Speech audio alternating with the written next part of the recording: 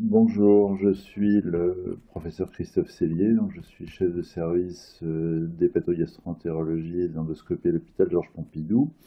Donc je vais vous parler de la maladie cœliaque. Alors la maladie cœliaque, c'est ce qu'on appelle l'intolérance au gluten. Alors le gluten, c'est une protéine qui se trouve dans le blé, le seigle et l'orge, qui est particulière parce qu'elle induit chez certaines personnes, environ 1% de la population, une réaction immunitaire qui déclenche une maladie auto-immune de l'intestin, c'est-à-dire qu'elle atrophie l'intestin grêle.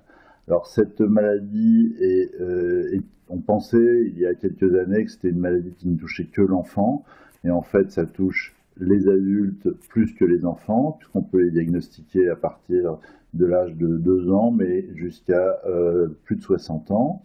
C'est une maladie qui est très sournoise parce qu'elle peut entraîner une mauvaise absorption des aliments, avec de la diarrhée, un amaigrissement, mais dans beaucoup de cas, elle est très peu symptomatique, c'est-à-dire qu'elle va se manifester uniquement par une anémie, par un manque de fer, une déminéralisation osseuse. Et dans certains cas, elle peut se compliquer de complications beaucoup plus graves, comme des lymphomes, qui sont des cancers des intestins. Alors ici, à l'hôpital Pompidou, on a monté un réseau de prise en charge de cette maladie particulière, parce qu'elle est à la fois difficile à diagnostiquer, elle peut se compliquer.